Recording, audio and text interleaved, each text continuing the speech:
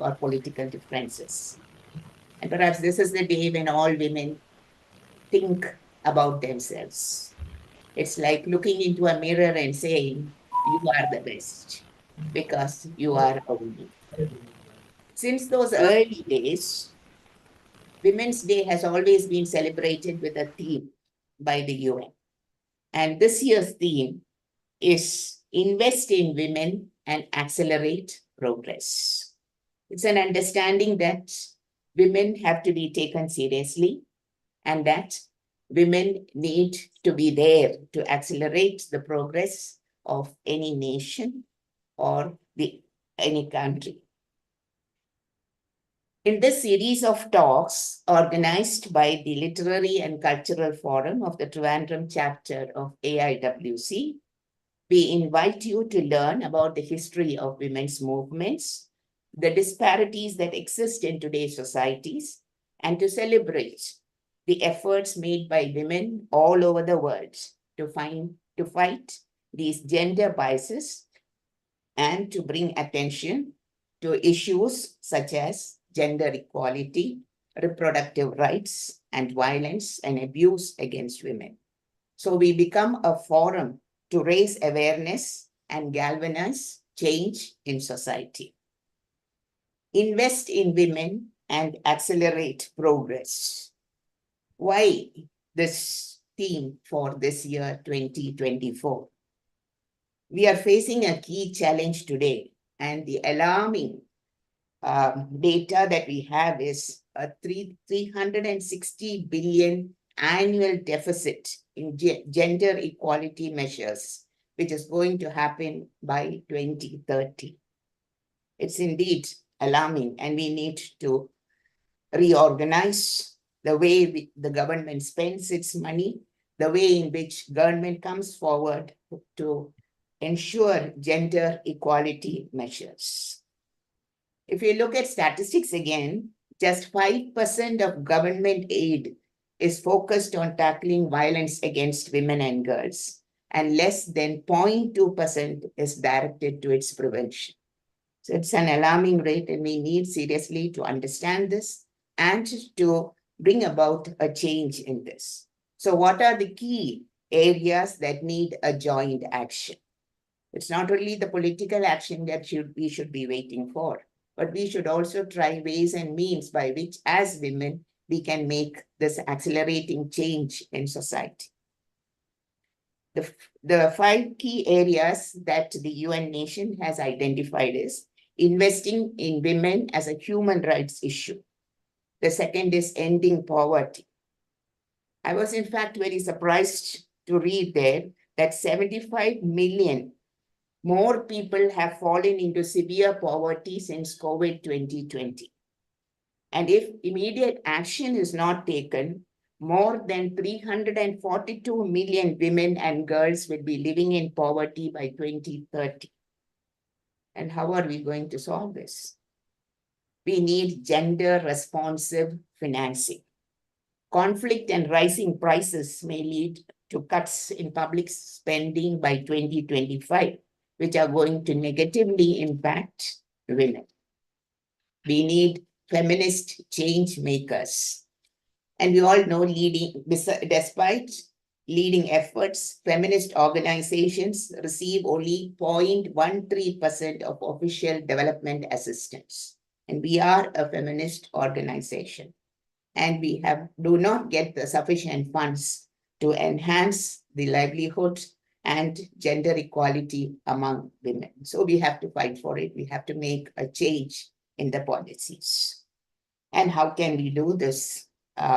If we look at the history of women's movements since 1976, and it's almost over 100 years now since we started fighting for gender equality and equal rights, but we have not been able to achieve this.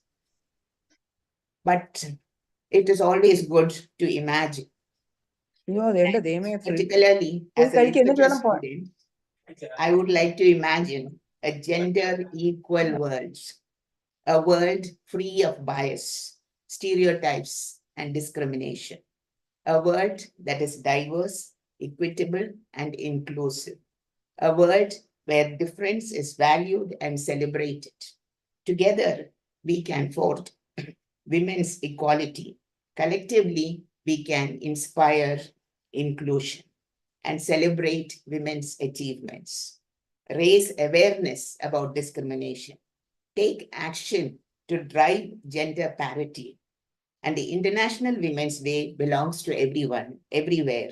Inclusion means all International Women's Day action is valid. So what we are doing on this platform is also in the right direction, ensuring that awareness be created amongst intellectuals, among the general public, and the Culture and Literary Forum of AIWC is making its small effort to achieve this. Today we have as our speaker Dr. Lakshmi Sukumar, who is an assistant professor at the Institute of English, University of Kerala, and she was the former director of the Women's Studies Center. She has 16 years of teaching experience. She is a rank holder for her PG from the Institute of English and a PhD on literary narratives as history, the making of the new woman in Indulekha and paranoid Parineum. Her areas of interest are critical studies, media, Kerala studies, and today she will be talking to us on womanhood in the 21st century, law, media, and the embodied self. She has, in fact, distinguished herself in various capacities, organizing and conducting programs on women. She went down to the schools, to the colleges with her orientation programs for students, conducted an international colloquium on sexualities, past, present, and futures. She did a program on gender sensitization campaign 2019-2020, understanding gender, family, religion, women's right to bodily integrity, workplace harassment, definitions, examples, solutions, dowry, a social evil, International Women's Day anti-dowry campaign, which she conducted in 2020. She has also designed courses for feminist legal studies in India for MA, laws and sexualities in India for MA again, women, bodily anatomy and law for MA, women and law for MPhil students, module on transnational sexualities in her paper, Literature and Culture, Intersections and Interventions.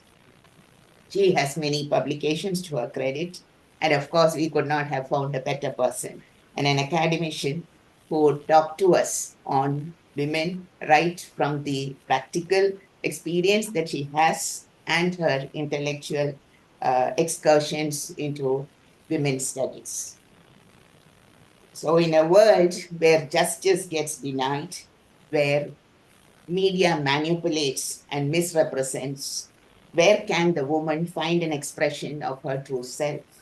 With these words, I invite Dr. Lakshmi to address us on the topic womanhood in the 21st century. Now, before I hand over the mic to Dr. Lakshmi, I would also like to convey good news about the president of the Trivandrum chapter, Mrs. Jalaja Kumari, who has been honored with as the Woman Icon of the Year by the Lions Club International.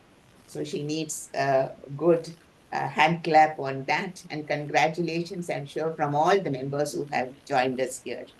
And Mrs. Jalaja Kumari is one of our veterans and one of our old women in the organization, but with a very young and active and allergic energy that pushes us through many events of the AIWC. So with these words of congratulations to Mrs. Jalaja Kumari and warm greeting to Dr. Lakshmi Sukumar, I invite you to talk to us about womanhood in the 21st century. So over to you, Lakshmi. Thank you so much, ma'am, for that very generous introduction. Good evening, everyone. First of all, I would like to thank Dr. Jamila Begum, Director, Literary and Cultural Forum of the All India Women's Conference, and my teacher as well, and all the organizing team of the AIWC Trivandrum chapter for giving me this opportunity to do a conversation on womanhood in the 21st century.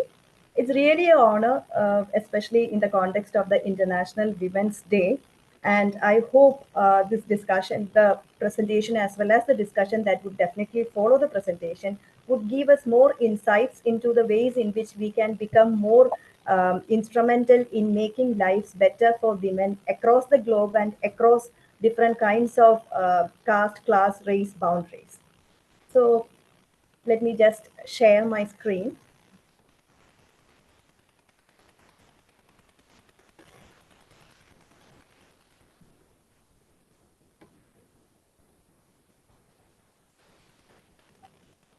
Is my screen visible now?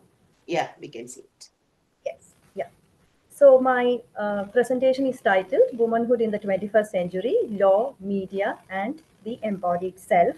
And before moving into the discussion, I would like to define the entire presentation as an attempt to see how we have to go beyond different kinds of binaries, like the binary between man and woman, or the public sphere and the private sphere, or nature, culture. So all these binaries have to be contested and challenged on an everyday basis, and also how we have to inspire inclusivity, because in the 21st century definitely there are different kinds of strides that women have already achieved. So but still, how do we address the question of inclusivity, or where do we stand with respect to the question of inclusivity? Now, the very first concern that I would like to highlight is the question of womanhood. What do you mean by womanhood, or what does it imply? So, definitely, it refers to a set of attributes that people use, or the society constructs to define a woman. And again, this idea of womanhood is always a social fact, and it is also an idea, a concept that comes into existence through different kinds of socio-cultural practices. So the very fact that this is a social construction gives us a possibility, provides us a hope that we will be able to make certain changes, provided we are making the right kinds of interventions. And definitely feminists have been doing that since the past century, but still there are different ways in which we have to strengthen our interventions. Now, in the 21st century, there is this impression, at least to certain sections of the society, that women are really empowered in the contemporary times. To a certain extent, across the globe and even in India, women have achieved certain parameters have already been achieved by women. Like there are more women in who get educated these days. There are more women entering into the job market, and also there are different kinds of laws being enacted in various countries for the well-being of women. So the civil rights and all kinds of democratic rights are now equally available to women as far as the laws are concerned in almost all the democratic countries. But still, what we find is in the 21st century, women are struggling in a variety of ways. Women and young girls are discriminated on many grounds. And again, there is serious cases of violences happening against women and young girls. And unfortunately, in India also, we are coming across many number of reports regarding on gang rapes of women. And the 2012 Nirbhaya case was an unfortunate moment in the 21st century history of India, and we continue to hear such kinds of cases. So, what we find is, in spite of these certain kinds of changes and progress that women have achieved, still there are many things to be corrected, or many kinds of solutions that have to reach women, or many kinds of measures have to be taken. So, even in the neoliberal condition, in spite of all the economic changes that we are finding and the economic empowerment that at least a few women experience, what we find is maybe we are not still tormented by the kind of issues that we were facing in the 20th century, but still there are different forms of patriarchal ideas that still continue to define women's experiences. For instance, the neoliberal condition and the neoliberal economic forms actually it is totally against this idea of solidarities. It really repudiates all kinds of solidarities, and it is always turned towards the individual and consumerism. And together with that, we also find the welfare mechanisms of the state receding in the neoliberal context. So, without the state support, without any form of solidarities, how can a real feminist movement happen even in the 21st century? So, that is one of the major ways in which we have to approach this question of patriarchy in the current scenario. And finally, the question of pandemic patriarchy. We had a very serious pandemic condition during from 2020 to 2022 exactly. And there, what we find is because of that crisis, there was a larger kind of pressure that women had to experience across the globe in the form of joblessness. They had to do more care work, and again, because many of them were confined to the domestic spaces for at least a year, they had to face increasing instances of domestic violence and harassment and so on. So there were serious forms of human rights violations that women experienced because of the pandemic. So a crisis in a society will actually give us more understanding regarding people who are really in the vulnerable categories, as we saw in the case of the migrants who had to walk long distances to get back to their native places. Now, the question of embodied self. So, here again, it's not a question of creating a duality or a binary between mind and body, but it is how, in this current consumer culture, and again, the kind of media images that are getting circulated, the woman's body becomes very significant because the physical space as well as the psychological space together, they create a kind of experience, or they construct the experiences of women. They define women's experiences, sense of identity, as well as even the sense of confidence. Without by sidelining the body, we will be doing very little to ensure that women are coming or having a better experience in life. So even when we try to understand women's experience and the different kinds of social taboos, social restrictions placed on women, cultural practices, there are always different ways in which the patriarchal power imposes certain kinds of meanings on the female body. So the body by itself here acts as sites of control. So the female subjects are always conditioned by this very complex connection or interrelations between the mind and the body. And recently we have seen even in the very developed countries like the United States, where women where they have passed a new law depriving women of the right to abortion. So reproductive rights, even sexual violence is also a question of how women's bodies are violated. Then objectification, how the woman's body is represented as an image or as an object for the male gaze as well as for consumerism. Then the question of motherhood and how it is valorized to a certain great extent, thereby denying women many of their rights. And again, sex trafficking. So in all these instances, what we find is the experience of the body, and how that experience of the body also reflects on the ways in which women interact in society and also experience their everyday life and gain different kinds of rights. So the idea of embodiment becomes very significant when we try to discuss women's issues. Now, in this whole presentation, I have tried to focus on two major domains. One is law and the other is media. So, law, as I have already mentioned, we are finding newer and newer kinds of laws being enacted for, and at times not so for or not favorable for women across the globe. And laws are also very important discourses, very important texts, which give us a sense of identity and a sense of legitimacy. So if there is a particular concern, that is if the particular identity is legitimized through law, that gives a kind of more power. But still there are issues with the wording of the laws as well as interpretation, which we will come to later. Then media. as far as the 21st century is concerned, and especially with the coming in of social media and the convergences of different media platforms, what we find is we are in a mediatized world, and there is an intense presence of media in our everyday life. So the images, the ideas that get propagated through social media as well as the conventional mass media platforms are really influential in conditioning the social perceptions about women's lives and experiences and identities. So that's why I have taken these two major concerns. Now, with respect to law, and I'm sure many of you know that in India now we have many laws which have been enacted for the well-being and for the empowerment of women. And also, if there is a violence against against a woman, the woman can approach the court because of the various kinds of laws that are already existing. But then, the larger question: where do we stand regarding legal literacy?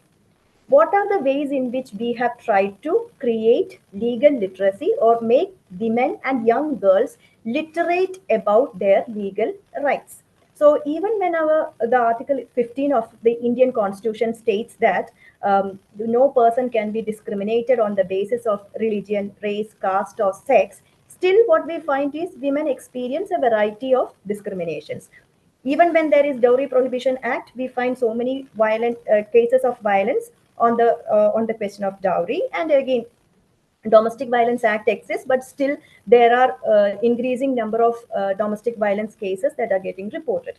So the first concern that we need to address is we have to create a proper initiative. We have to create programs and initiatives to sensitize women and as well as young girls right from the schools, giving them a clear understanding of their legal rights, because understanding their rights is very important. It's only when you understand your rights can the women also, at least a few of them who are bold enough, can come forward for themselves and for others and get and approach a legal machinery to find solution to their problems.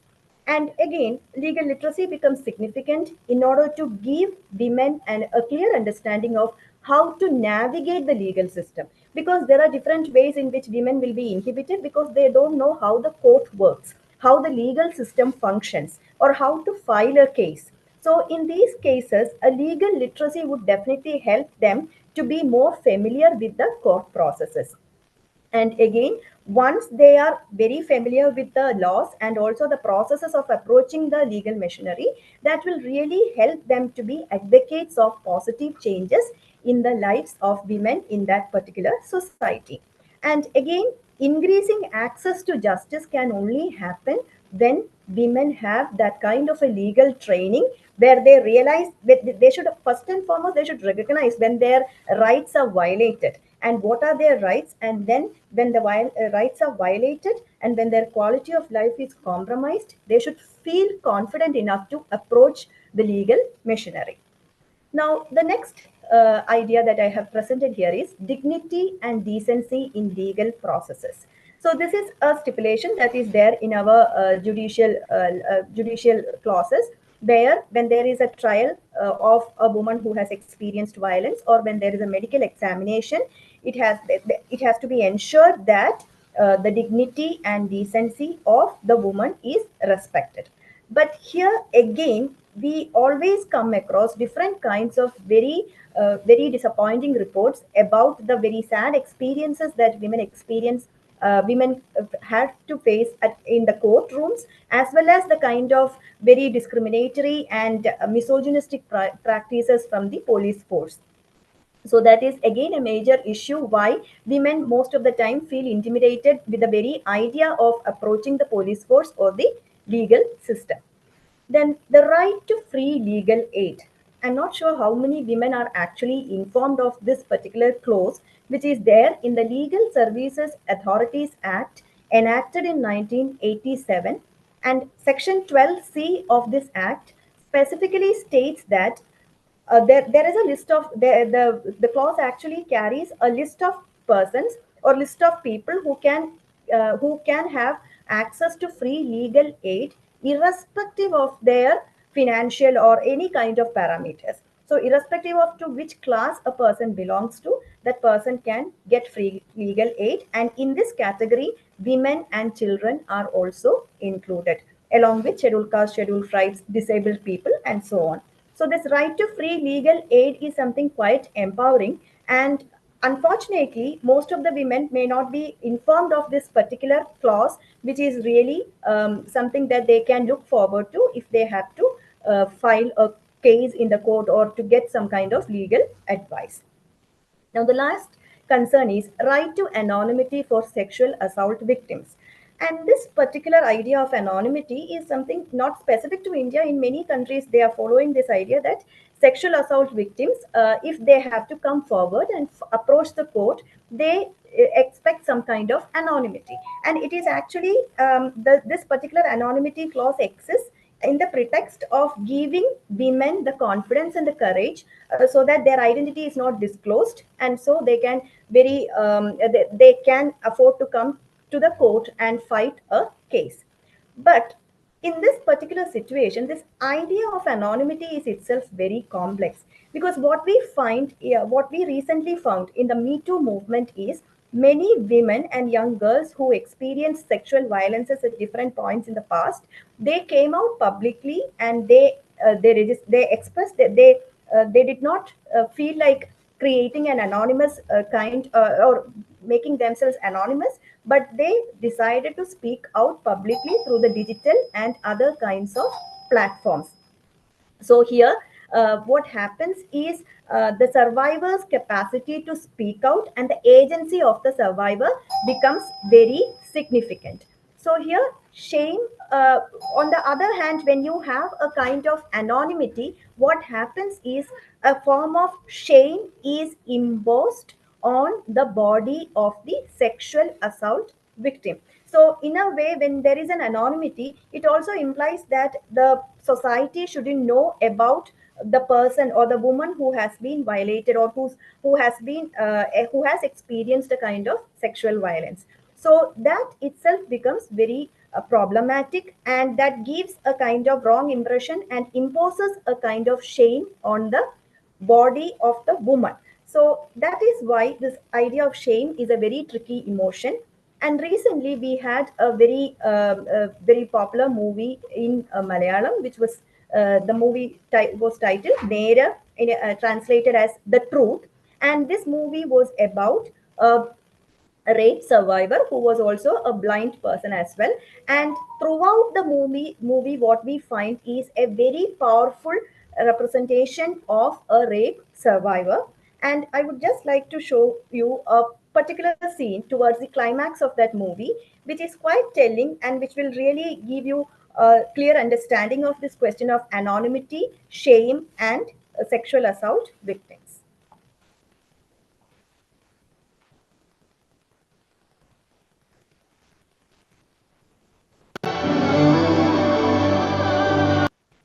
Sorry.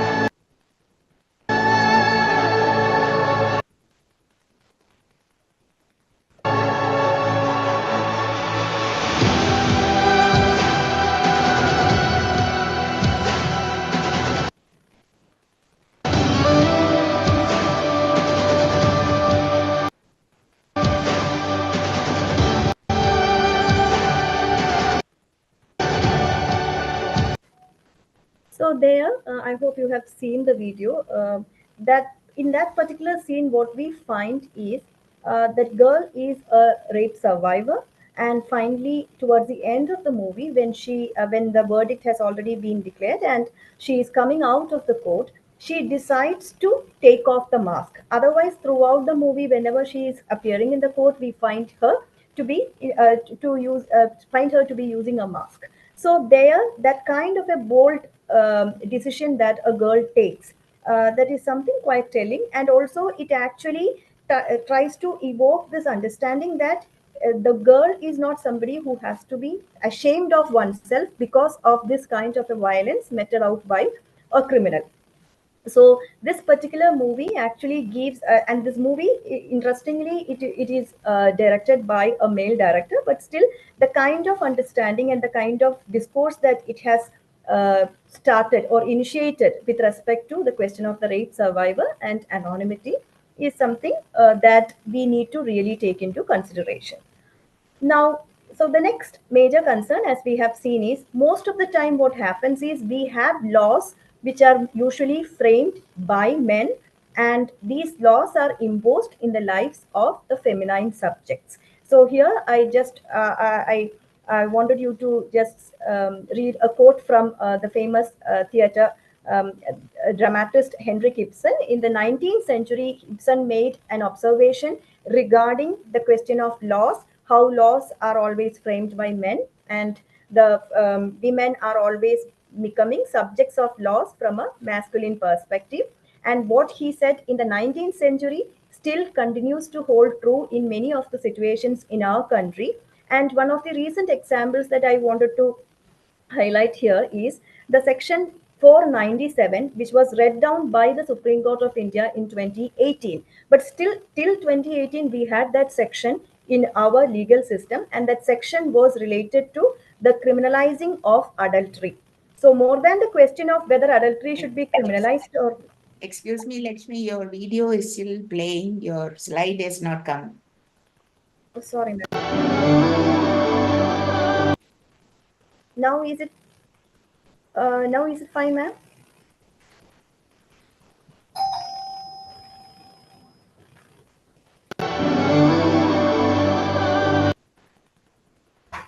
There's still the video playing. I think there's something happened to that. You go No, to you the can next stop slide. the video.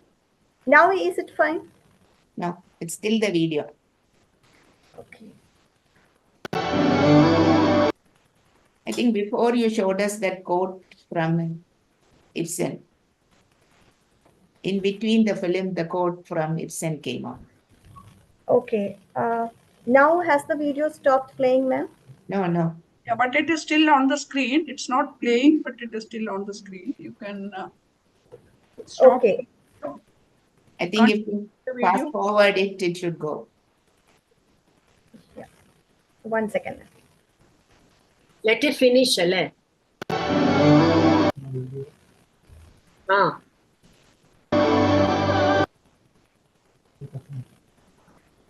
Yeah, Dr. Hariharan says unpin the video. Can you unpin the video? Just let me check, ma'am. Yeah, 1 second.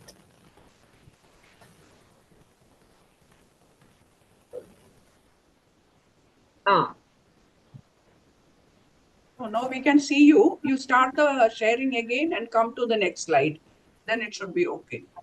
Okay, ma'am.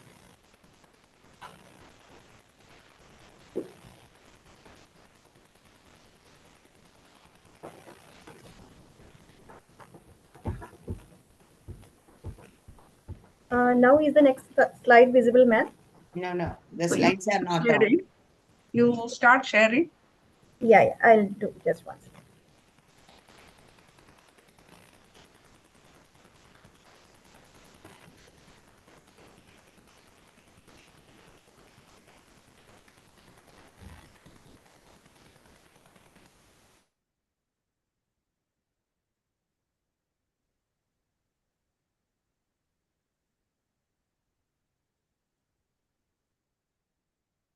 Have you shared the screen, Lakshmi?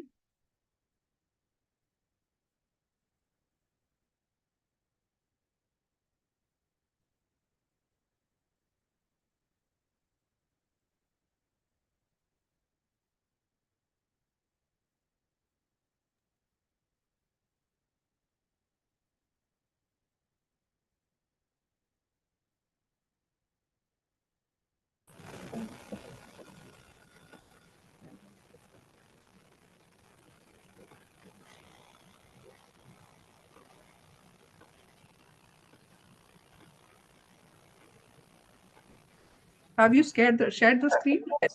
Yes. Yeah, now I have done that again, ma'am. Yes, it's coming. Okay, sorry for the disruption. Yeah, put it in the Yeah, I'm doing that, ma'am. and come to the particular slide that you want to show. Yeah. Now is my slide visible, ma'am? Patriarchal laws and feminine subjects. Yes. Yes. Okay. But yeah, now it's good. Yeah. Yeah, Sorry no, for the disturbance. Yeah.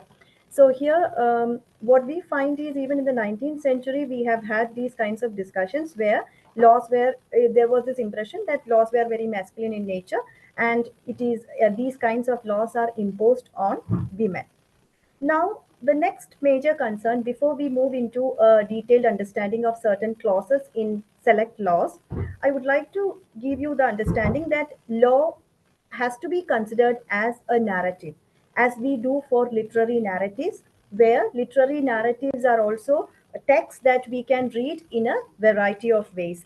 So, exactly in the same way, laws are also texts which use language, and so the narrative style of laws are also very significant. So as we do in the case of literary narratives, where we use literary criticism to do legal interpretation, to do the kind of discussions of literary texts, legal interpretation is also something very pertinent that we need to understand, because just by the existence of laws, that do not mean that the laws will be implemented as effectively as in the letter and spirit that it has been enacted. And again, every law is also a historical text because it is situated in a particular kind of history. So that is why from the colonial times we had the laws which criminalized homosexuality and laws which criminalized adultery and so on. So the historical situatedness, as we see for the literary texts, are also significant when it comes to an understanding and a discussion of laws.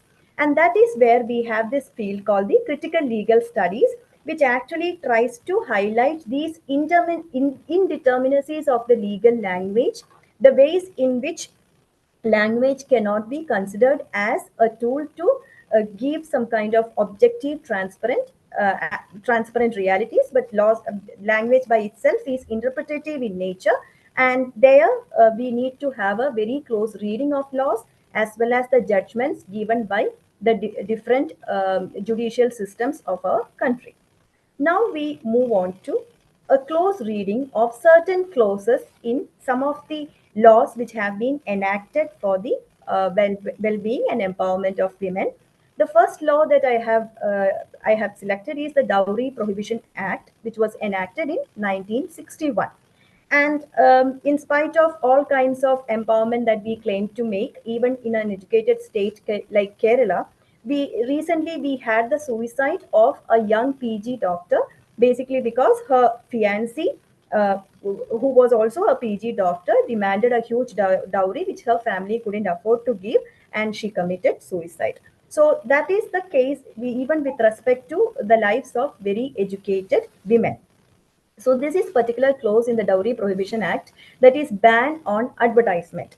But this ban on advertisement is defined in a very narrow manner, where if a person advertises that that person is ready to give dowry during the marriage of one's son or daughter, and in our case mostly it happens in the lives for the daughter, that those kinds of advertisements are prohibited, and a person who creates and circulates those kinds of advertisements will be punished. But here the problem is, with respect to the idea of dowry, in spite of the act existing since 1961, what we find is the larger presence of these kinds of this practice prevailing in more intense manner.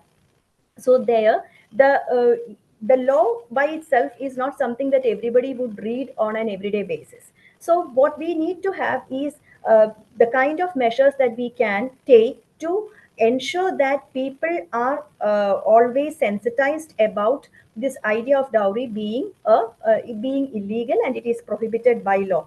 So there, the question of advertisements becomes significant, because we have many kinds of advertisements, especially the advertisements of jewelry shops and even the advertisements of textiles, where they try to promote their products by using the image of a bride, where the bride is by default always wearing so many pieces of jewelry. So this is not something exclusively in the advertisements, but also in the movies and different kinds of visual media, especially in the current visual age. We find these kinds of images of the bride getting repeatedly telecasted through different media. So what happens is, when the law exists on one side, these kinds of images that are circulated through popular culture, they create a larger impression in the minds of the audience, especially the young audience, and is also reinforces these kinds of very misogynistic practices in the minds of the adult audience as well.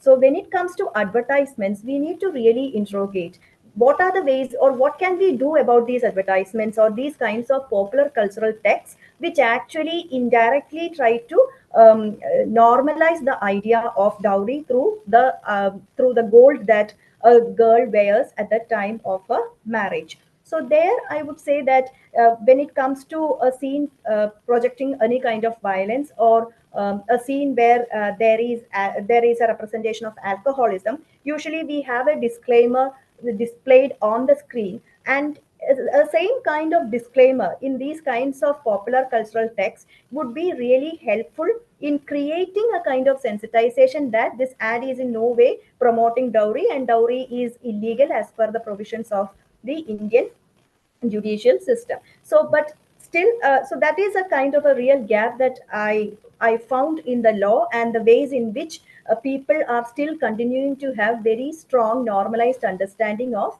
dowry, even with respect to lives of women across class and caste groups. The next major act that I selected was the Sexual Harassment at Workplace Act, Prevention, Prohibition and Redressal, which was enacted in 2013, and it is also called as the POSH Act. So this particular act was supposedly enacted to ensure that women have a very good experience in the workplace without any kind of harassment from the male colleagues and employees and any other male members of the particular institution. And according to the POSH Act, every employer has to constitute an internal complaints committee. And there is also a detailed list of the ways in which it has to be constituted. I have just taken one particular section of that constitution of the internal complaints committee, that is the constitution, the presence of an external member. And the clauses that I have given here are the clauses that exist in the law. So there it is stated that there has to be an external member who is from a non-governmental organization or some other associations, but who is familiar with issues relating to sexual harassment. And it has also been stated that the external member has to be provided a kind of fees or allowances for holding the proceedings of the internal committee. But a very serious concern here is the act by itself doesn't use the word mandatory with respect to the presence of an external member. So there is always a chance for an employer to imagine that they don't have to have an external member, that they can place a member from within the organization who is familiar with the issues relating to sexual harassment in place of the external member. That by itself would be a great injustice, basically because even with the presence of external members, the hearing of cases under the Sexual Harassment at Workplace Act is quite difficult because of different kinds of prejudices that might exist against a case in a particular institution. So when the employers take the freedom of or they try to take advantage of this ambiguity in this particular provision, that becomes really problematic. And here I would also like to take you through the Handbook on Sexual Harassment of Women at Workplace, which was released by the Ministry of Women and Child Development. And this handbook gives you very detailed kinds of discussions about the Act, as well as the constitution of the Act and the processes of registering a complaint and the functioning of the ICC. And in that Act, they have given a more detailed explanation of the external member, where it is specifically mentioned that because of the complexities involved in responding effectively to workplace sexual harassment, external member is important. And again, the external member has to be paid for their services on the complaints committee. But there, how far the institutions are following this particular clause in the act and how far they are ensuring that the ICCs are properly constituted is a matter of, it's really something that we need to interrogate and we need to have a close examination of. And another provision that is stated in the POSH Act is, that is from Chapter 6 of the Act, that is the duties of the employer, where the employer has to ensure that the regular workshops and awareness programs are conducted in order to sensitize the employees with the provisions of the Act. And also orientation programs for the members of the Internal Complaints Committee have to be conducted on a regular basis. And this again, I don't think any employer is doing this on a regular fashion. And irrespective, on the one side you have the larger employee, the set of employees, and unless they are informed of the act, they wouldn't ever know how to use the act, or how, if they are victimized by the act, for instance, if there is a false complaint, how to address that particular situation. They wouldn't be informed of these kinds of concerns. On the other hand, there is a very dire situation where the internal committee members may not have, internal complaints committee members may not have a legal background. So what happens? So without a legal background, without a proper understanding of how to carry out the procedures of this particular committee, they will be holding the hearings of different kinds of complaints, which will again only lead to more and more injustices when it comes to women's experiences in these workplaces. So there again, and unfortunately, the governments are also not doing a proper auditing, or not giving very strict instructions to the employers towards this idea of organizing workshops and awareness programs. The next act is the Indecent Representation of Women Prohibition Act, which was enacted in 1986. So this particular act is supposedly to ensure that there is no indecent representation of women. And the words decency and modesty are two words which can be interpreted in a variety of ways. And this is again something quite ambiguous when it comes to the reading of this particular act. So who decides what is decent and what is indecent? And then this question of modesty. There again, modesty actually, it means a kind of the respect or dignity that a woman has. And there is a particular clause which states that if you outrage the modesty of a woman, you will be punished. But there again, who decides how a woman's modesty is violated? This is again a very chivalrous kind of an approach in the legal system, where the men are the protectors of the modesty of women. And there we had a recent case in 2022 where the Bollywood actor Ranveer Singh, he posted nude photos, his nude photos on the social media pages, and an FIR was filed against him under the clause that he had hurt the sentiments of women. But there again, this very paternalistic attitude, trying to give the impression that women are so vulnerable and in a so precarious situation that their modesty has always, it has to be protected by these kinds of legal machinery, is also something that we need to further interrogate and further have discussions on. And again, this question of decency or indecent representation, I have just pasted in this slide 3 cover pages of the health magazine issued by 2 major publications in Malayalam, that is Malayalam Manorama and Madhubhumi.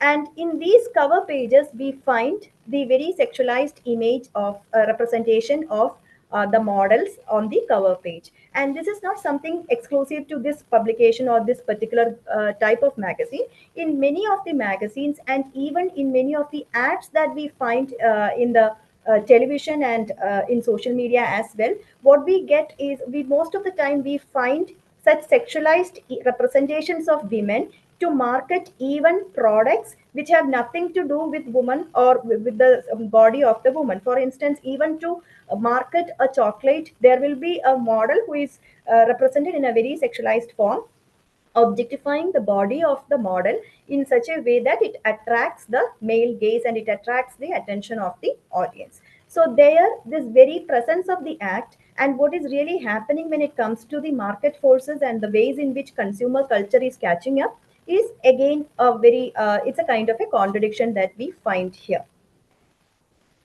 Now, before moving into the next domain of the media, I just wanted to give you an insight into some of the major judicial interpretations that happened in the 21st century, where the question of the earlier discussion that I had tried to make regarding law as literature becomes very significant, because the interpretations that the judges make also are very crucial in understanding the experiences of women with respect to the laws.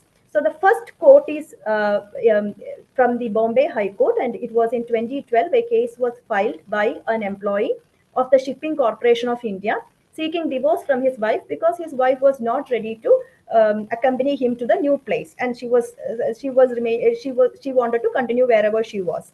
And then the judges who issued the verdict, they made a statement which I quote: "A wife should be like goddess Sita, who left everything and followed her husband Lord Rama to a forest and stayed there for 14 years."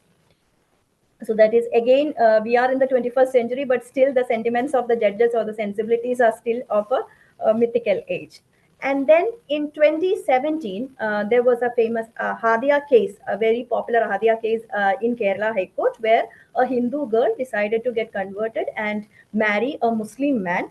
And in 2017, what the High Court did was it cancelled the marriage. And in that order of cancelling the marriage, it was stated that a girl aged 24 is weak and vulnerable, capable of being exploited in many ways. So this is again a very paternalistic and infantilizing the status of women and depriving them of their agency.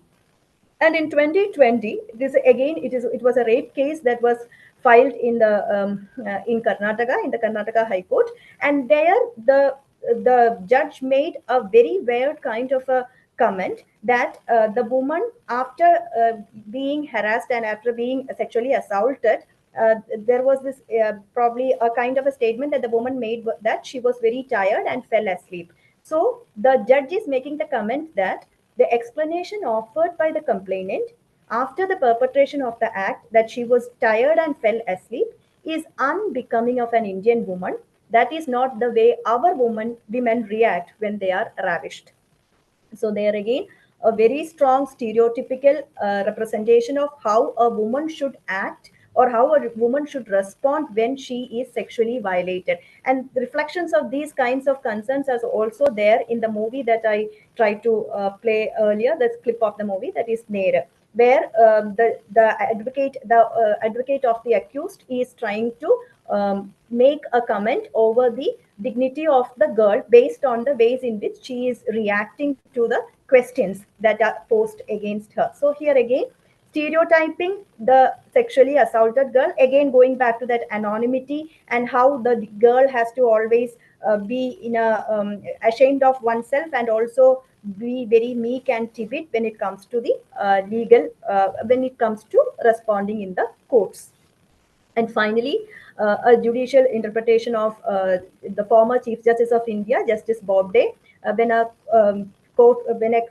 case was filed in the Supreme Court, where it was a question of a government servant raping a minor, and the question that the judge asked was, if you want to marry, we can help you. If not, you lose your job and go to jail. So this particular comment of the of Justice Bobde created huge hue and cry, and there were so many kinds of criticisms against the feminists, against him from the part of the feminists. But what Bobde was trying to explain it as the right of the judge to ask any types of questions as per the Indian Evidence Act. But still, the damage was already done, because the kind of question that he asked could be interpreted in a variety of ways as to how the judiciary sees the life of the future of a rape victim.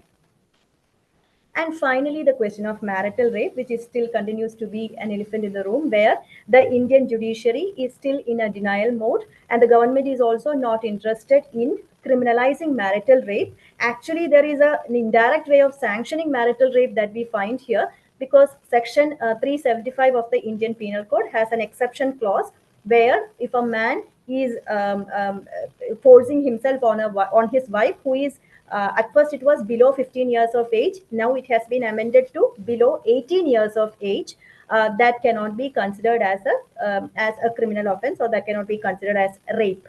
But this is again something that reduces the status of women to the wives to being a property of the husbands, to be used by them according to their will, according to their wish. So the Justice Verma Committee, which was constituted to make amendments to the criminal laws, had actually recommended criminalizing marital rape, but the union government was also still continues to be not interested in in criminalizing marital rape, basically because their excuse is that it will destabilize the institution of marriage, and also there can be situations where women misuse the law, and they file false cases against the husbands.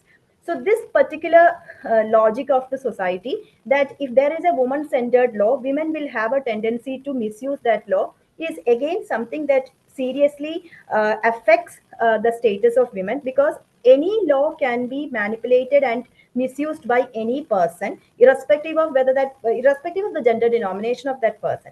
So, but then placing this added burden on women and trying to tell them that they have a larger tendency to file such kinds of false cases, and thus trying to prevent taking active legal measures, is again a very misogynistic kind of a sensibility. Now we move to the question of media. And when we try to discuss and understand the media, there are two major ways in which I am trying to approach the question of representations in media. One is the stereotyping, and the other is the post-feminist kinds of discussions and representations that we find in the very recent kinds of advertisements. So stereotyping is again, as I have already mentioned, with respect to the Dowry Prohibition Act and how the jewelry ads and the textile ads, all these create certain stereotypes. And the soap operas that we have in almost all the languages in India, and which are telecasted every other day, probably 5 days or 6 days a week, we have these serials. And the kind of representation of women in these soap operas are really problematic, and they are totally against any clear understanding of womanhood or any clear understanding of women's perceptions. The second question regarding media and stereotyping is the question of how to understand where what is obscene and what is artistic. Because as I have already mentioned, when it comes to the sexualized body, representation of the sexualized body of the woman, there are different ways in which it can be considered as obscene as well. But how do we define that? And the media is always taking advantage of these kinds of ambiguities and trying to create a larger kind of consumerism through the objectification of the woman's body. The next concern that I have highlighted here is the movie Wonder Woman, which was directed by Anjali Menon, one of the popular directors in Malayalam, in 2022.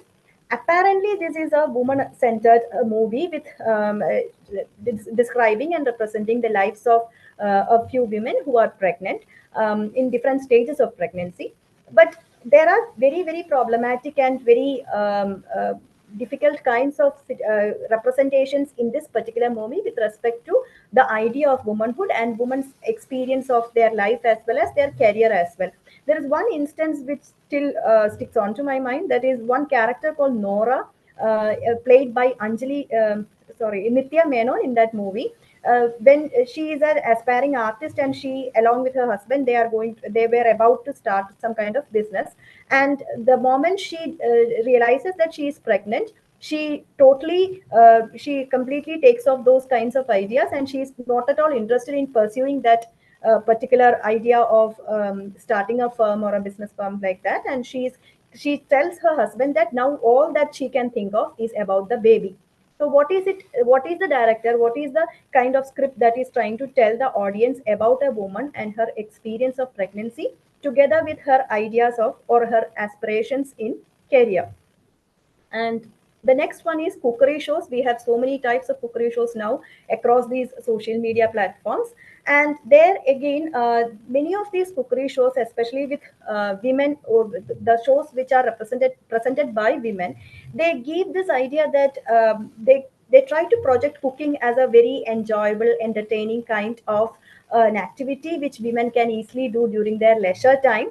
And definitely there will be women who are interested in cooking, but it's on the other side, these kinds of shows try to create the impression that this idea of drudgery about cooking is something totally a misconception, and cooking is a very entertaining and interesting kind of a work that women can do and have some fun at home. So these cookery shows, and also the kind of conversations that they make during the cookery shows, especially with celebrities, are also so stereotypical, trying to create, construct, or reinforce the existing constructions about women's role in the domestic space and the ways in which women have to do the household chores. Finally, ads. We have seen already the example of ads, and there are empty number of ads these days, especially in the consumerist culture that we are currently living in. A woman's objectification of the woman's body is rampant across the brands that are creating these a variety of ads. Now the question of post-feminism. So post-feminism as a concept, it emerged by the 1980s and 1990s, and the impression or the kind of understanding was that the problems that women were experiencing in the 20th century had almost been sorted out, and now this is an age where women are very empowered. They have a sense of self. They have an individual identity, and they also can choose their lives. So that is the post-feminist phase, where it is a coming together of an individualistic identity for women, together with making them active consumers in the market culture. So there, the serious problem with the post-feminist approach towards women's issues is it is very exclusivist in nature. For instance, I have here mentioned a particular series of ads that were created for the Havells home appliances, and the title of that series was Respect Women.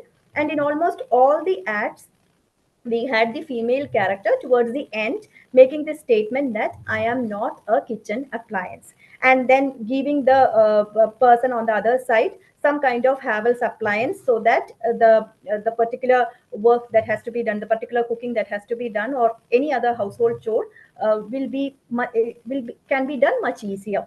So there, the problem is the kind of the class of women to which this particular advertisement is referring to, and again, the woman has to have the resources to purchase a particular kind of commodity in order to ensure that she is becoming more and more empowered, or in order to exhibit or establish her choice. So that again is a very problematic kind of a concern in representation in the current neoliberal times. And the agency, the chief creative officer of the agency, was actually trying to justify the ad by stating that the girl is actually having the power to choose, where it is a question of the girl, whether the girl would make good coffee, and the girl brings a coffee maker and tells the prospective bridegroom and his mother that he can make any number of coffees using this coffee maker. So here, this particular idea that it is a woman's choice, freedom, and then marketing a particular kind of product is again a very consumerist approach towards women's issues, where all women are not along these lines, and they don't have the same kind of situation in life to afford these kinds of or afford to go after these kinds of examples. And the smartphone network campaign by Airtel was again another major advertisement that was quite popular in 2014. And there, actually I have placed the pictures of the ad of the smartphone in this particular slide, where settle हो जा कब तक अकेला रहेगा USA में एक cup गर्म coffee पीने के लिए भी बाहर जाना पड़ता है this was the Havells ad, एक minute the coffee maker ad. 24 hours coffee.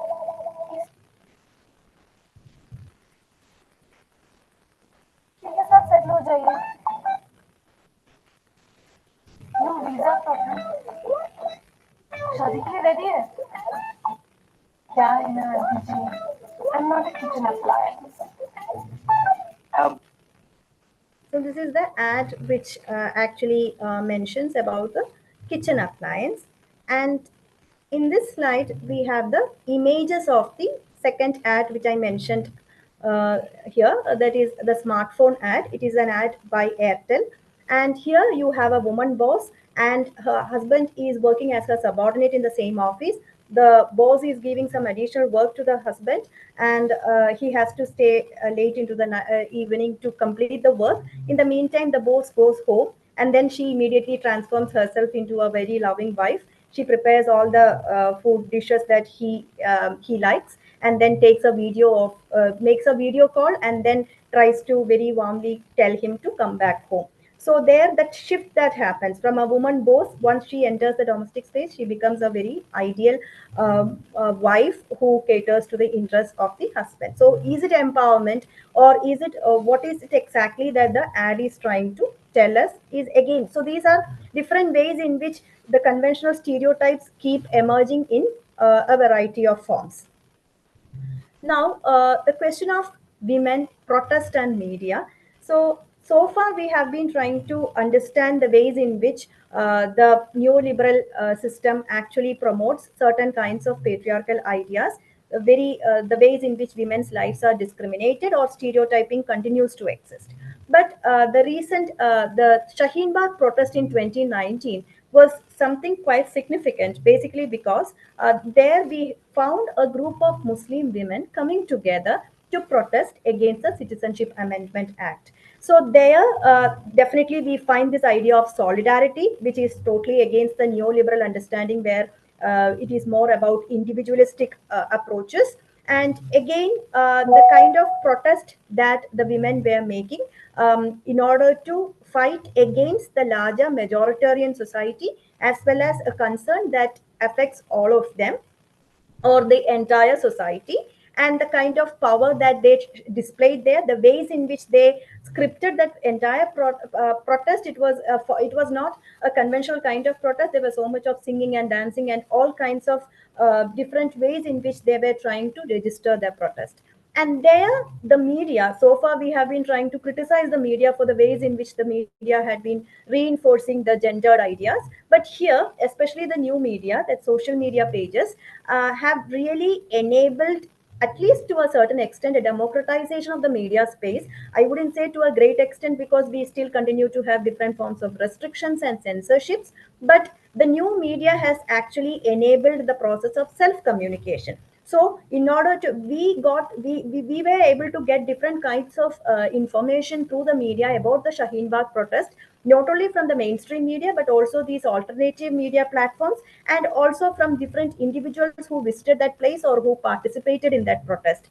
So there we find, with the coming in of new media, a disruption of the earlier kinds of capital intensive media, where you had to have certain you had to be powerful, you had to have resources to get your news or your report to be disseminated through a media platform. But now the media, in this particular instance, we find the new ways of the functioning of the media, where it can also result in different kinds of interventions and different kinds of representations of women and their experiences.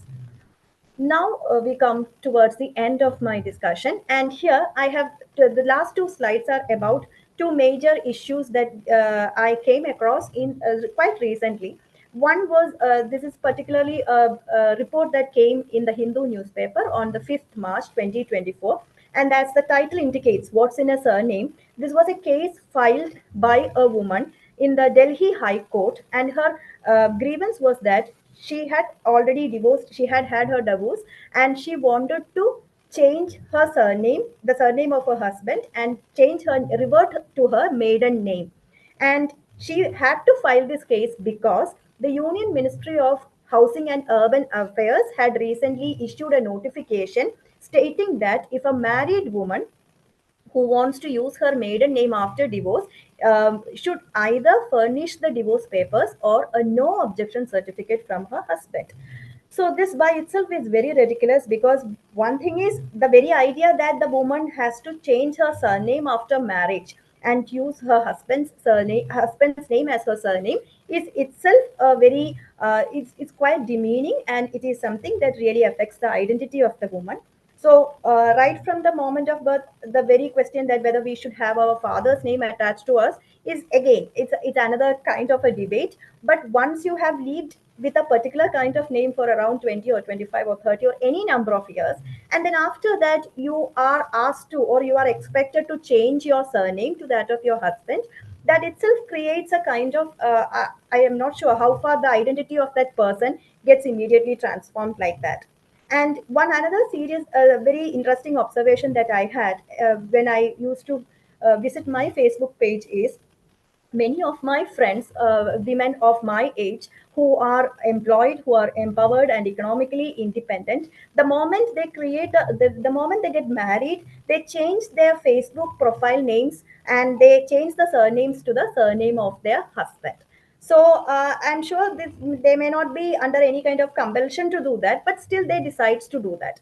So that very idea of choosing to do that itself is something that they also need to interrogate further. Why do they choose to do that, and what are the kinds of social understanding, or what are the kinds of sensibilities that they have internalized, which actually inspires them to change their surname when they create a Facebook profile page. So this question of surname and identities of women, and how a woman's identity should be after marriage, still continues to be a very contested issue in India.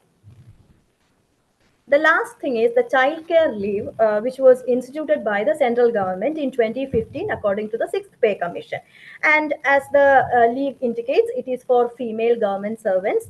And in 2015, it was implemented, it was introduced in order to ensure that a woman, a central government employee, a government servant, can take leave for a maximum of 2 years period, for the sake of taking care of her children till the children are around 18 years of age, till 18 years of age.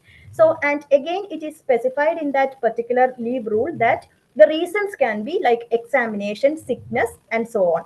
And in 2023, this particular child care leave was amended, and single male government servants who have children have also been included within the definition of the eligible employees.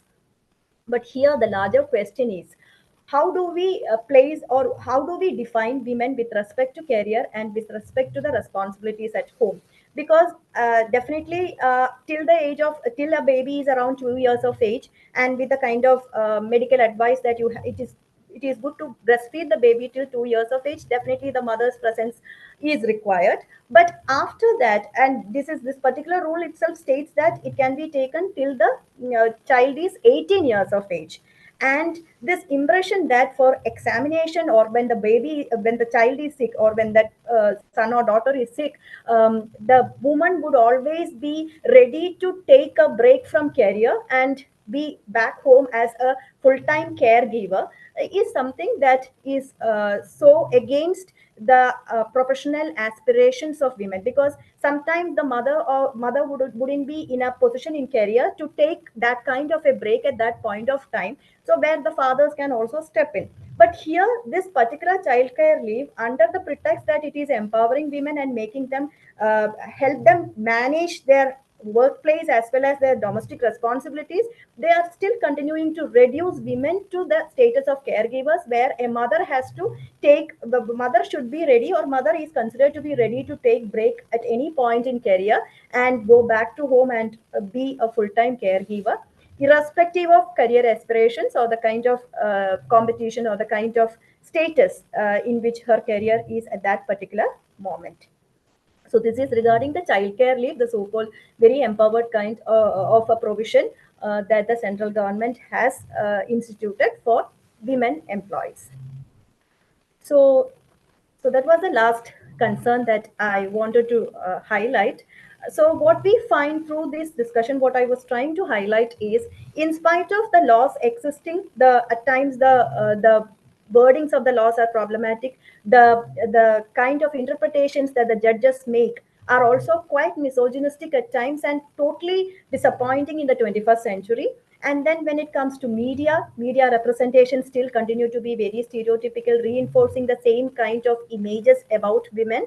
And again, the current consumer culture, which actually tries to give the impression that women are already empowered and it's only a question of becoming active consumers in the market economy. And finally, the very question of even the situations where even the current generation of women, they have directly and indirectly internalized many of these misogynistic practices, which reflect in the ways in which they also engage with the world. So these are very deep rooted kinds of issues which need real kind of sensitization, discussion, and open awareness as well. And even the rules that the government designs for women are at times reflective of the very stereotypical understanding of women and a woman's aspirations, as well as how a woman sees herself with respect to her workplace or a career, and her personal identity as a mother or a wife, and so on. So there I come to the end of the presentation, and hope that we can have a discussion on these Yes. concerns that I have tried to share with you. Thank you. Thank you, Lakshmi, for that very thought-provoking and interesting presentation. You have touched on almost all the points, I think, that women are very sensitive to and that needs correction. I'm so sure that everyone on this platform is bursting with questions. I have some, but I will keep that till the end. So the forum is now open for discussion. Please go ahead and ask. Unmute yourself and ask. Can I talk? Can I ask? Yeah, sure. Kamini. I'm Kamini, and there are lots of things you have done. Such a wonderful job, and such a vast topic, which you have covered in a short time in a concise way. But there are many questions in everything that you have touched, but I'm not touching on everything. You said you have to understand the rights, the women have to understand the rights, legal literacy is important. But as you say, the process of getting justice is a long Yeah. road. It's a long road. Even if you know the rules, the people who are helping you or the path is full of thorns. Yes. Right? Yeah. Easy Sure. to say. It is easy to say than do. That is one point. Yes. Another thing, you're talking about ads and women in the ad and all. I'm just touching only on a few topics, okay? But many times I've seen the women go, they are willing to go for such ads. Yeah. It's like that. It's not that all the women are forced to do that. It's not like that. Some women are willing to go for such ads and for having provoking dresses and all that. So that provokes men. Yeah. Then I'm a home science person. Okay. Yes. Yes. And, ma'am. and you're talking about cookery show. Okay. Yeah. Now you said that it's a ladies' subject, etc., etc. I have a student who's a member of this our AIWC-TVPM. She's recently become a member. She is an engineer. She loves cooking, you know. Yes. Cooking is a passion. And she's very happy. She's not working, but she's a very good homemaker. And she makes dishes for her husband and her children. And she's very much happy and satisfied.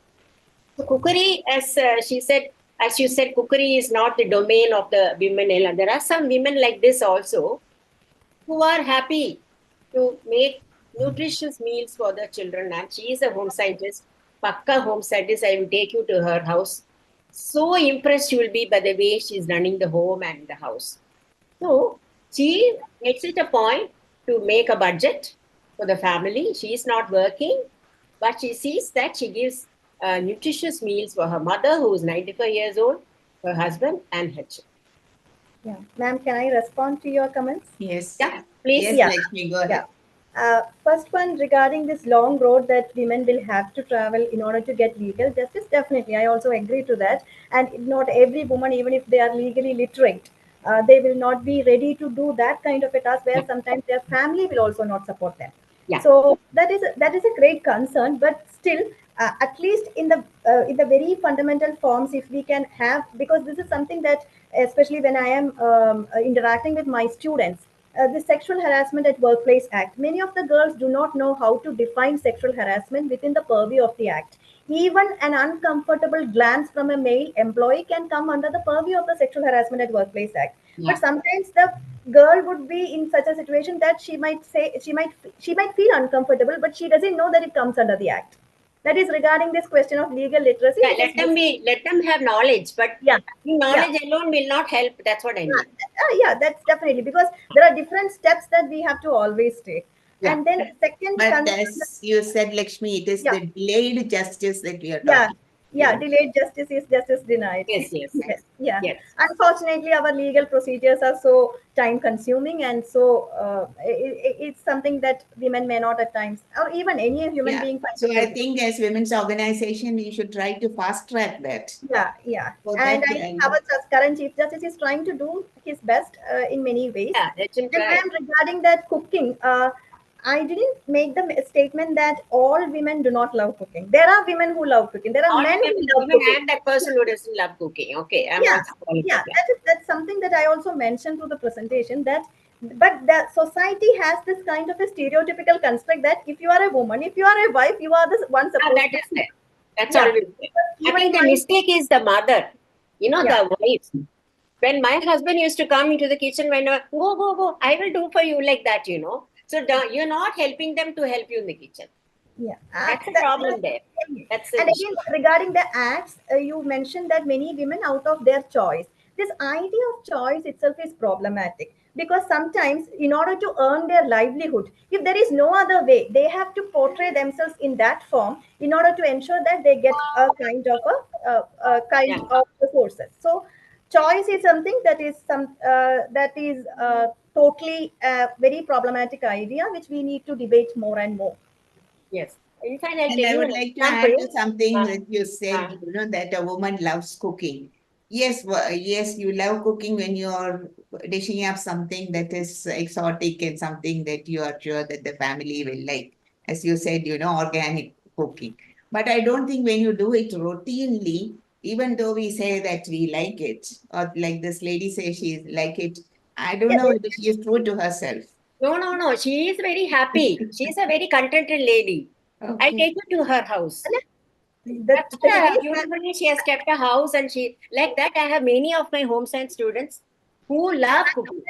definitely they can continue cooking, but then even women who don't like, who want to invest their time in a better way for their career, when you are forced to spend time for cooking, it's So that is there. That is, I agree with you. I'll give you an example of a friend of Can mine. we go to another? One more thing. Okay, one more.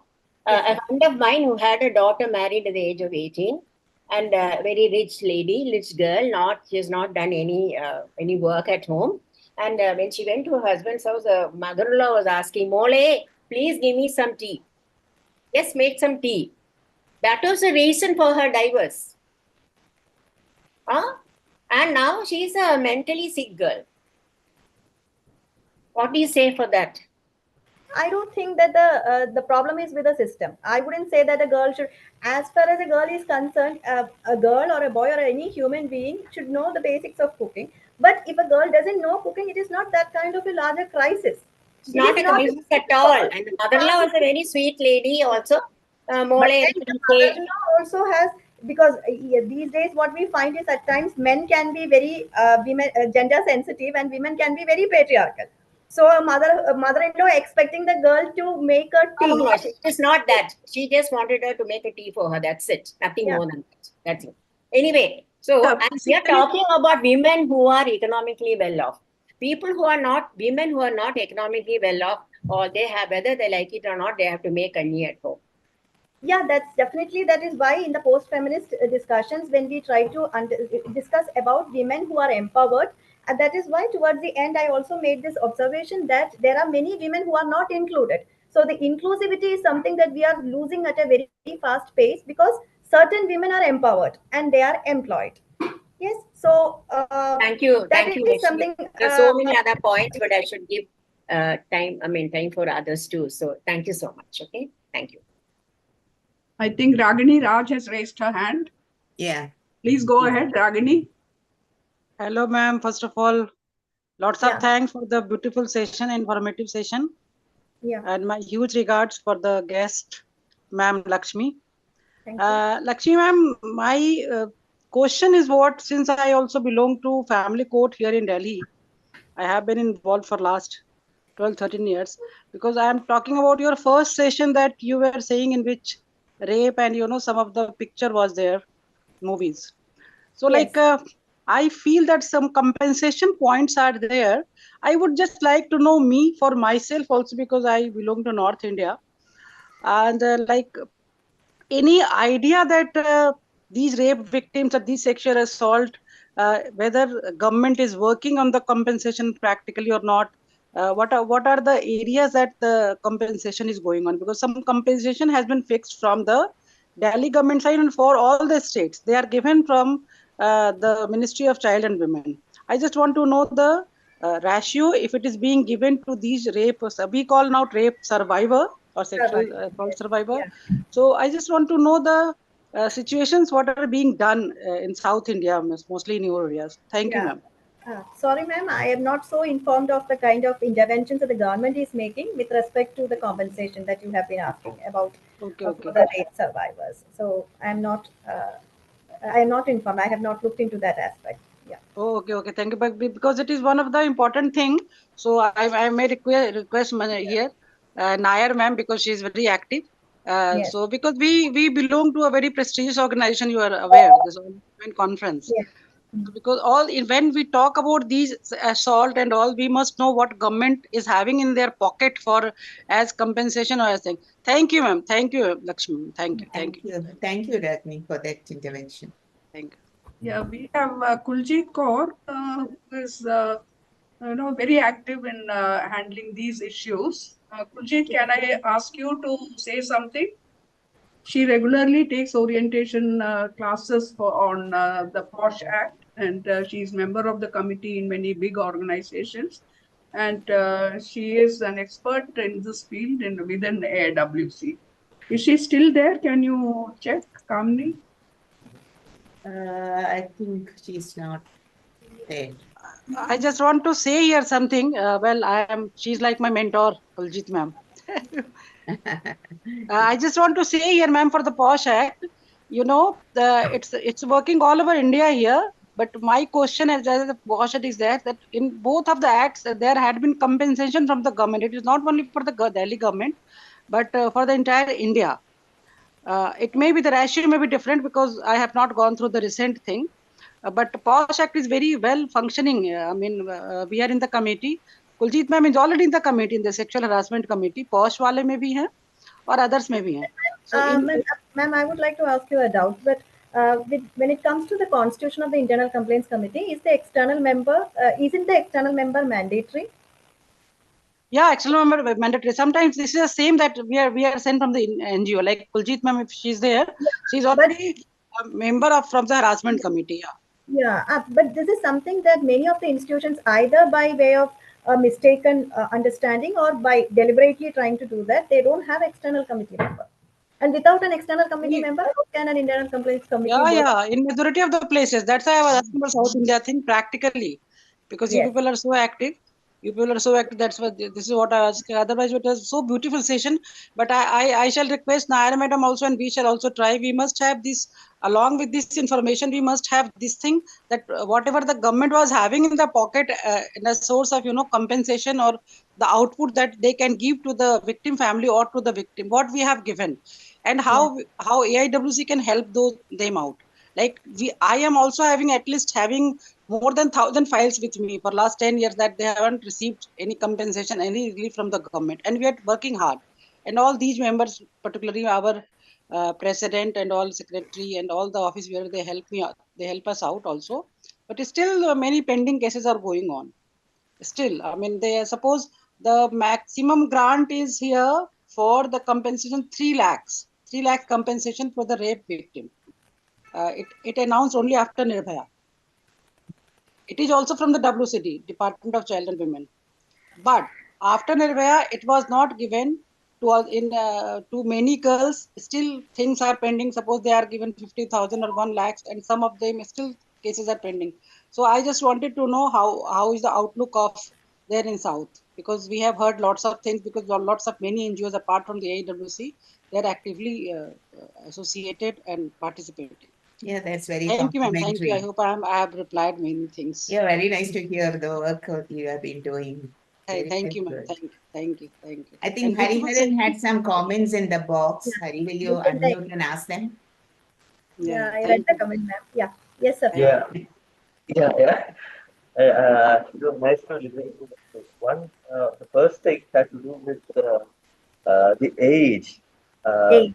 You Yes. know, you had this judgment where you had a 15-year-old girl, and yeah, Now it has been it's a amended to second 18 years. relationship, then of course it is not seen as a rape. But what I was thinking was this: what is the eligible age to marry?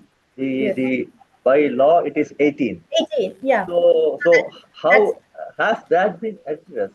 So if what are all these people doing there when they come up with the legislation like this? When you say yeah. that a Yeah, girl that's can marry off definitely only at there. 18, because Uh, otherwise it should actually be booked under POSCO or whatever, yeah, because it is sure. the rape of a minor, right? But that was So how. But now they have amended it, and now it is 18 years of age. But in the earlier form, the law had actually stated 15 years. And I understand your point, sir. That definitely it was against the norms of the age of marriage, permissible age of marriage in right, our right. legal system. Yeah. I forgot the second comment that I made, but this I remember, because that was really, really troubling. I don't want to come back to cooking, but I love cooking, even if it I know is. that. I mean, you know me. Every day, it is not my duty, but my daughter tells me that I have to make tea for her. So I start off from that, and I don't know if we need to really bring in a kind of a gender divide when it comes to working, because ultimately it is a living space. I'm not Yeah. talking about the kitchen per se, but if Yeah. we are ultimately talking about human relationships, Human relations. and human relationships are bound to create stereotypes, because the Yeah. very idea of human relationship is a stereotype. So if you have to address stereotypes, you can do it only by working with stereotypes, not by working against them. But then again, with respect to cooking, sir, what I would like to, my observation is everybody should have the choice whether you want to cook or you don't No, want to no, cook. that's a different question. Yeah, I'm it not is a talking about, because mindset actually. It it's is the it's way not you even that, look because at that's it. why I said it's very Yeah. important that we learn to work Yeah. alongside with Sure. stereotypes, because what happens is, you And let you us know say, the new catch phrase is multitasking. Women are better at Multitasking. yeah, Super no, good. no, multitasking. Super I'm What good. are coming. they? What is the patriarchy trying to imply? Of course, we all feel very honored to be told that we are very good at multitasking. But what No, we no, want are men who are true. multitasking. Mm. Yeah, but to come back to that point about stereotyping, what I'm trying to say is this: we would have a mechanism, or we would try to work our way through a stereotype and say or recognize that this is a stereotype. But what happens is, you eliminate one stereotype, you will get two others occupying that place. It's a very So, complex so situation, sir. that is one thing. So we It's need to be complicated. very conscious of that. And second one is that when I listen to the entire presentation, I I very strongly feel that we are actually talking about the problem of communication primarily. If you look at the laws that are being implemented, the regulations that we bring in, all the narratives that you have, you have a legal narrative. Law is a legal narrative. You are never out of narratives, which means we are Definitely. trying to discover how we communicate. Yeah. So the problem with many of the advertisements that you have, they all have to do with the problem in communication. So the person who does the script, or who decides the angle of the shot, Yes, sir. or even the movement, there there's a failure in understanding that Yeah, you because are the using language language. No, mindset, no, you are using language, and language itself is no, it's a a kind big, of construct. no, no. The question is this: it all depends on how we learn how to use the language. No, sir, Advertisement but is the one language language. itself has so many kinds of issues when it comes to the question of Yes, gender. because Because it for is gender man-made. We children, make language. The yeah, point, we it is a create reflection of language. the society. No, no. The point is this: because we create language, and when we create language, we will add into it everything all the problems are all the things that we do not comprehend and things that we think we comprehend. And perhaps things that who creates the language? we created as a No, community. that we is very problematic. No, because all of us, when I say we, all of us, it is not, like I said, it's not one gender or one category who do it. If you look at the credits of all the advertisements that we have, look at all the women, all the men who are part of it, who agree. The photograph that you had, for example, from Adhubhumi and Manorama, they are models, or maybe they are models, and they receive a tidy sum to be featured on the cover page. Now, if you say that there is a problem there, that it's a sexist or whatever kind of a perspective, come on, those people who were willing to be photographed like that, they got a tidy package, and maybe they're professionals. So how can we read it from that one singular lens? No, sir. There I would beg to. I have a difference of opinion, because when it comes to this question of choice, it's something that I had discussed with other ma'am as well, Kamini ma'am, I believe. With respect to this choice, one thing is whether the woman, whether she has the choice to decide whether she can use a particular kind of wardrobe or a particular kind of style when it comes to the representation on the cover page of the magazine. So when you say, definitely they are getting us, they are getting an amount of money for that particular modeling act, but still these kinds of modeling acts are also in a way they are trying to construct the woman's image in a particular fashion. So we cannot, by sitting here, we cannot talk for them. We cannot tell whether they had the choice or whether they didn't have the choice. But the problem, one problem is that there's one other issue there, because if you are going to model, there is something called an agreement. Sir, again, if you don't have a choice there, sir, even the Me Too movement was trying to tell that many women decided to open up and come public, speak out publicly about the harassments only after many years. Then the society started asking them, why did you keep silent at that point? Probably they were very young in their career and they wanted to have a livelihood. They wanted to build up their career and they could not afford to lose everything at that point. So there, I wouldn't say that what were they doing, or there are situations which are very complex. No, And choices. I think what Lakshmi is trying to say is also that building up a career was important, and to get attention. Sometimes they did that not just for money. No, it's a Frostian paradox. Two roads diverged in the yellow and took the one less traveled by, and that's made all the difference. Depends on how you are able to catch hold of the irony. But when a male figure goes nude, it is against modesty, and an FIR is filed. Huh. So what do you say to that? And what would happen if I'm not saying what would happen, but where is it that we get to see these advertisements? You wouldn't probably have a problem. Probably this is not the case if you go and look at the whole thing outside India. Yeah, right? But the issue is not that. Actually, it is the way in which society looks at women and the kind of dignity and respect that is given to women, and the gender equality that we are talking about here. In one of the slides, Lakshmi, you showed, you put in, I think, two phrases against one another: reproductive rights and technologies. I wondered why you had these two clubbed together. That was to do with abortion, I think. Yeah, actually, I was referring to the assisted reproductive technologies, the new age technologies which are catering to which are for the women or couples who are infertile, who cannot bring out a baby. They go for the assisted reproductive technologies.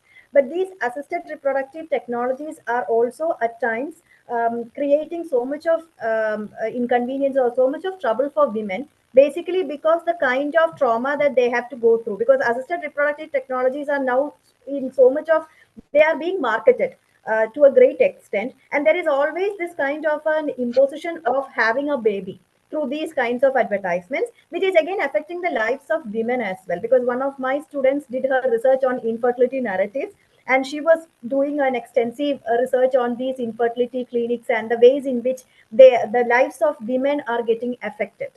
So there again, these kinds of technologies on the one side, when they are to help us or to help human beings, on the other side, women are at times more discriminated against, and it is more often women who have to go through so much of struggle with respect to these kinds of tech. And reproductive rights, definitely, ma'am, with respect to whether to have a baby or not to have a baby. Even the Sara movie that we had recently in Malayalam had created so much of controversies when the girl decided to abort the child because she wanted to focus on her career at that point. So definitely, abortion rights are also a very complex terrain where a woman, how far a woman has a choice, and even in the United States now, they have actually read down that provision, and women no more have the right to abort the baby in certain states. So that's why. Anyone else who would like to ask a question? Yeah, Shanti has had a hand up. Shika Mitra is also there. Anyone who would like to join us in the conversation? Usha, Yeah, if there are no more questions from the floor. yes. I think all that discussion that you are having started by Kamini, I think the basic issue is the freedom of choice. That Yes, a ma'am. woman must have the freedom of choice, whether you want to cook or not cook, have a baby, not have a baby. In every issue, the crux of the problem is in that choice, that most women don't have that freedom of choice. That is what I think we should aim to tackle. Make them aware that such a freedom is possible, and they can demand that freedom from the society, from family, everything. So that I think is the main point that we should concentrate on. Such an excellent presentation, Lakshmi. We all enjoyed it, and I think I must thank you and Jamila for thinking about such a series of lectures that we could have in connection with Women's Day, because it has really been a very novel way of spending Women's Day. It is not just talking about celebrating women. We are not celebrating women, but we are really talking about the issues that directly affect the lives of women and how they can tackle those problems and how we can be a part of that problem solving process. So thank you so much, Lakshmi, for that excellent presentation.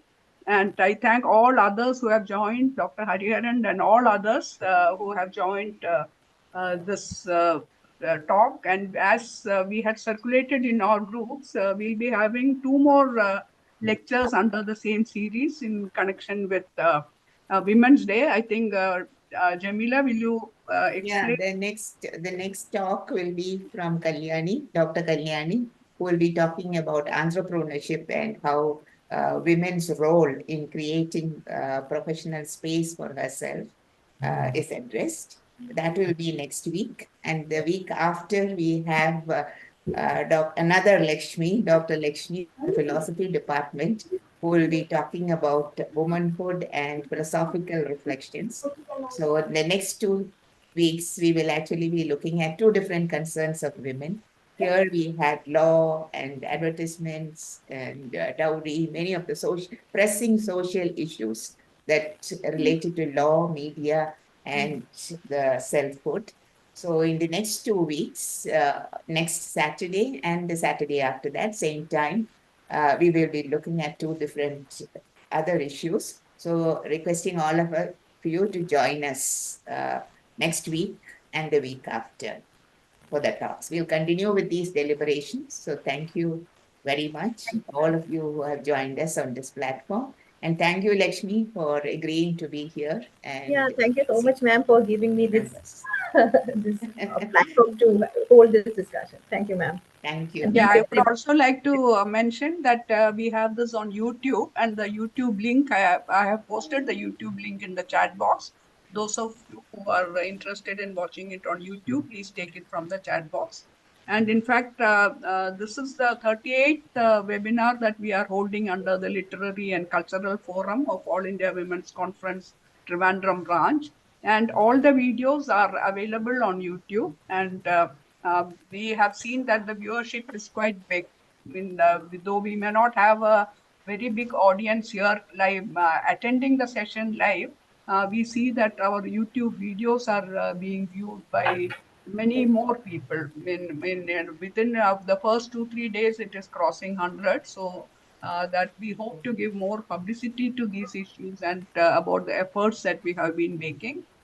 So once again, I thank all of you, AIWC members, non-AIWC members, and especially members who have joined from all parts of the country. I thank you for joining, and I hope, as Jamila said, I hope you will join us again next Saturday, that is 16th, and again the Saturday after that on 23rd March, where we'll be continuing our conversation on International Women's Day.